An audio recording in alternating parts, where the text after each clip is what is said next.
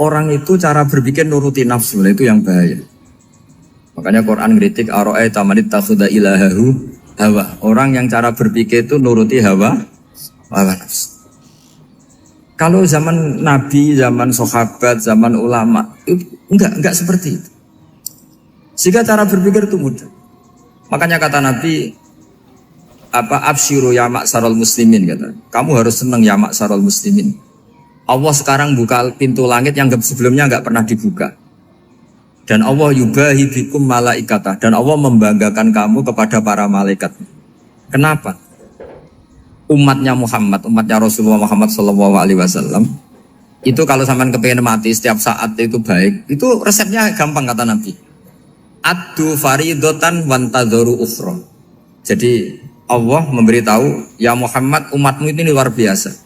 Jadi misalnya tadi kita sholat subuh, ditanya, Bahak kamu sekarang ngapain? Nunggu sholat duhur ya. Setelah sholat duhur ditanya lagi, nunggu apa asar. Sehingga faman kanat hijratuhu ila Allah wa rasulih fa hijratuhu ila Allah. Jadi kalau ya sudah ini tak ijazahkan. Kalau setelah salat subuh nunggu apa? Duhur. Setelah duhur nunggu. Sehingga ketika kita mati itu statusnya penunggu sholat. Tapi kamu kan enggak miskin. Kenapa? Penunggu kaya. Nah, itu enggak masuk surga itu. Penunggu kemapanan. Berarti kan menunggu sesuatu yang seleranya nafsu. Beda kalau penunggu sholat. Berarti kamu di dunia menunggu ritual ibadah. Maka di antara ijazahnya Nabi apa? Addu faridotan wantadzoru ukhra. Melakukan satu fardu. Kemudian kita menunggu tugas berikutnya. Jadi niati saja setelah subuh nunggu apa? Duhur. Setelah duhur, meskipun kita di perapatan, apa? Nunggu asar. Ya. Tapi ya asar betul, jangan nunggu tok pas asar ndak. Jadi sebetulnya umat ini gampang sekali. Jadi di antara kebanggaan Allah, yubahi itu Allah bangga dengan malaikatnya adalah umat ini adalah addu faridotan wantadzoru ukhra. Melakukan satu fardu, kemudian menunggu fardu yang lain. Dari mengkhidmati kampus, ingin mengkhidmati masyarakat. Dari satu masyarakat lokal Semarang menjadi sampai sekarang, sampai Banjarmasin, Unisula mau bikin kampus di sana, terus gitu. Dari satu tugas ke tugas yang lain.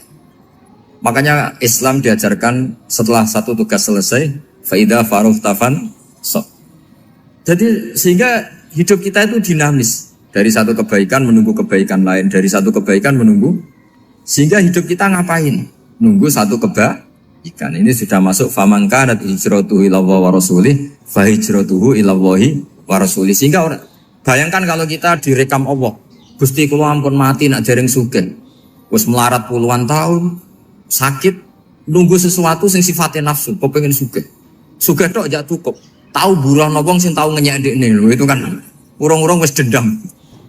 Saya belum mau mati sebelum kaya dan buruhkan orang yang pernah melecehkan saya. Wis ngono akhirnya mati urung sugih. Berarti wis fakir matine hasud. Mau itu ngenes dunia akhirat kan kira-kira seperti itu. Kamu santai aja kalau fakir berarti meringankan hisab karena ada banyak harta. Yang mau dihisab papanya, tidak punya apa-apa. Jadi saya mohon sekali ya, Islam itu mengawal kebahagiaan. Sebab itu sampai bahagia itu menjadi perintah Islam, qul bi fadlillah wa bi rahmati fa bidzalika falyafrahu. Karena dengan bahagia bi taat diharapkan orang Islam itu tidak bahagia atau cari kesenangan lewat jalur mas. Sehingga ciri utama wali apa? Ala inna awliya Allahi la khaufun alaihim walahum yahzanun. Sehingga ulama dulu itu rileks. Termasuk yang saya ceritakan tadi, Imam Ahmad, Imam Syafi'i, itu melihat apa saja rileks. Ya tadi kalau disenangi orang ya barokah, punya kawan kebaikan. Nak dineng ya barokah dineng di gedingi tonggo rada utang, ngeranjuk tulung gitu. Jadi rileks saja. Masyhur itu Imam Syafi'i ngendikan, waman asaa ilaika faqat atlakoka. Orang yang berbuat buruk sama kamu, hakikatnya adalah membebaskan kamu. Atlaqo itu apa? Membebaskan. Enak gak jadi hidup itu? Kalau kamu kan enggak, kok gedeng aku salahku apa? Malah kamu ujub tuh, orang kok gak tahu salahnya. Kamu jadi suami, istrinya ngomel, kurang apa saya sebagai suami? Ya kurang banyak, enggak ganteng, enggak kaya, enggak ini. Malah kalau diterangkan malah parah toh. Ya sudah rileks saja. Kalau dia ngomel ya tadi, alhamdulillah dapat pahala tanpa apa? Biaya. Terus ngomel kan butuh energi, paling yang tidak kuat 3 jam.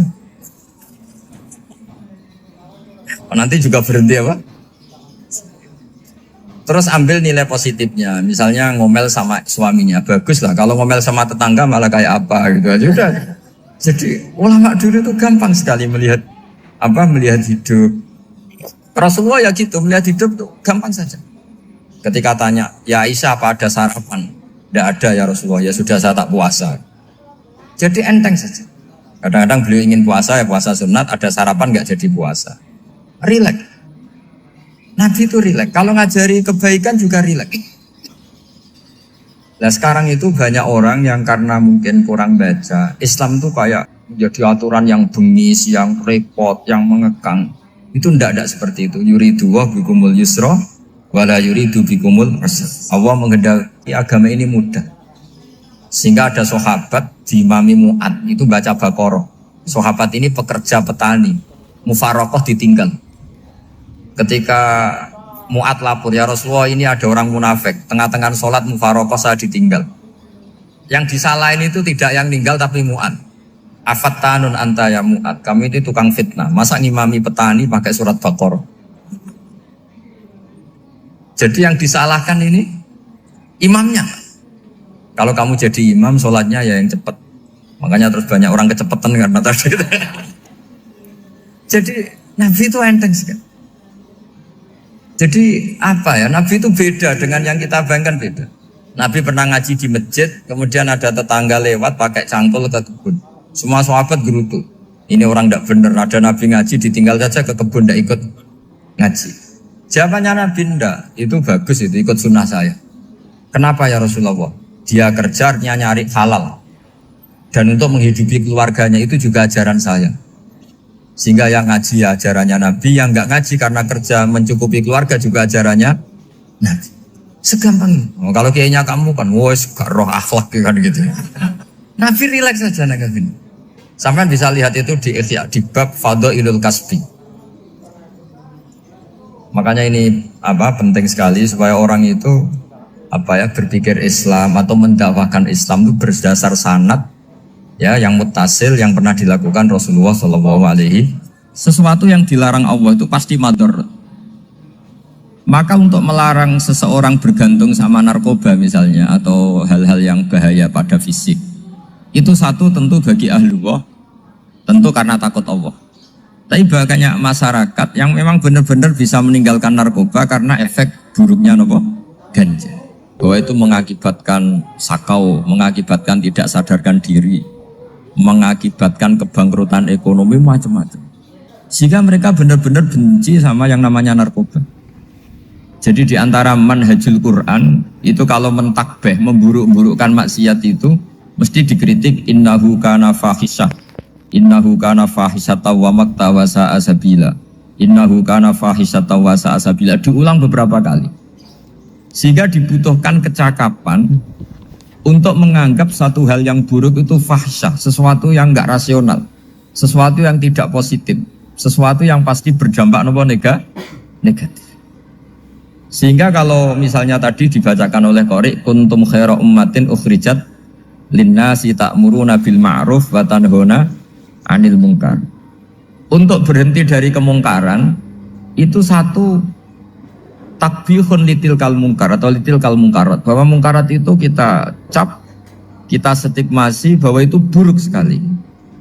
Seperti Nabi mengajarkan pemuda tadi, masa kamu suka ibu kamu digitukin lelaki lain, putri kamu, bule kamu, bude kamu, sehingga orang ini pikirannya termindset betapa buruknya zina. Sama seperti kita sukses memindset betapa buruknya narkoba, betapa buruknya bahan-bahan terlarang. Begitu juga seterusnya, terus pengkhianat dan sebagainya. Tapi problem manusia adalah dia itu akan mencari kebahagiaan atau kesenangan sesaat. Maka caranya gimana? Keinginan senang lewat maksiat ini dilawan dengan nyaman dengan taat. Saya ulang lagi, nyaman dengan taat. Sehingga ulama dulu punya kalimatul munajat, artinya kalimat hubungan pribadi sama Allah yang menjadikan orang itu nyaman. Dan ini yang diajarkan kitab-kitab tasawuf. Kitab tasawuf itu sukses mengajarkan melihat alam raya ini semuanya nyaman, termasuk yang mengecewakan. Itu dianggap nyaman. Saya berkali-kali mengajarkan ilmu ini karena ini musalsal ila Rasulillah SAW. Itu pernah suatu saat Imam Ahmad itu dipanggil sama tetangganya, anak muda. Tentu Imam Ahmad ini orang yang sangat soleh, sangat waroi, sangat tunduk sama perintahnya Allah dan Rasul. Pemuda tadi manggil, ya Ahmad, datang ke rumah saya. Imam Ahmad datang. Setelah sampai ke pemuda tadi, sudah pulang lagi, saya tidak butuh kamu.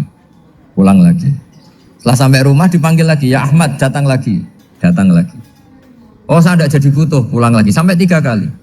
Dan itu perangai ekspresi Imam Ahmad itu atau ulama lain yang sesoleh beliau itu nyaman, indah. Beliau tetap senyum-senyum nyaman.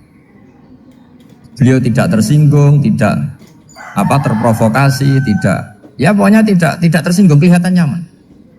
Lama-lama pemuda ini terus tanya, ya Ahmad, kamu saya perlakukan seperti ini kok tidak tersinggung? Kamu senyum-senyum saja, happy-happy saja. Jawabnya Imam Ahmad itu unik. Wahai pemuda, saya kamu panggil itu senang sekali. Karena kata Nabi, kalau kamu iman dengan Allah dan Rasul, maka hormatilah tetangga. Jadi saya senang. Karena nuruti perintah Allah untuk menghormati tetangga. Jadi tidak ada urusannya dengan kamu. Kagetnya kayak apa? Jadi dipanggil tetangga ya senang karena melakukan perintahnya Allah dan Rasul, yaitu ikramul jar, fal yukrim jarum. Disuruh pulang, kamu ingin saya pulang, ya saya pulang. Disuruh datang, ya saya datang.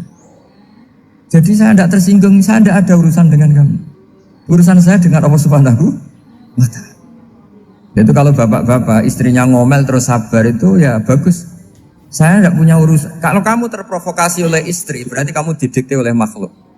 Masa seorang rektor didikte makhluk? Kan tidak keren.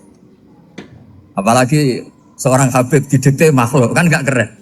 Yang bisa mendikte kita hanya Allah Subhanahu wa Ta'ala. Dan Allah mendikte kita, mengajarkan kita wa ashiruhunna bil ma'ruf fa in karihtunna fa asa an takrahu shay'an wa yaj'alallahu fi khairan katsira. Jadi cara melihat istri kita bawel gitu atau cerewet, alhamdulillah ini ada pahala tanpa modal, cukup sabar.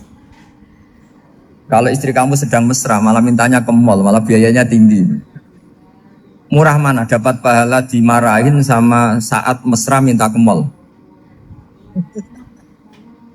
Milih yang pertama kan? Nah ya itu tidak usah modal ini. Ya gitu aja.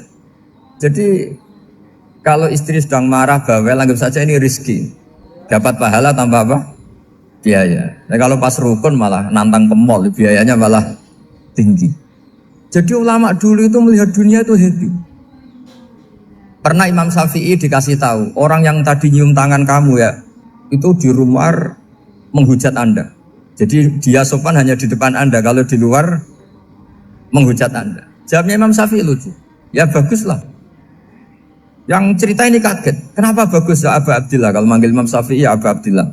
Ya berarti saya masih wibawa, di depan saya tidak berani katanya. Jadi dipandang enteng saja. Jadi kalau kamu di depan kamu istri kamu tidak berani belanja, tidak ada kamu belanja banyak, anggap saja Anda wibawa. Jadi enteng saja. Pernah Imam Syafi'i dikasih tahu, separuh dari kampung Anda itu gak suka kamu. Ya bagus lah. Kenapa? Oh nak rukun malah bakal utang katanya gitu. Kira-kira yang utang tuh yang rukun apa yang neng-nengan? Yang rukun.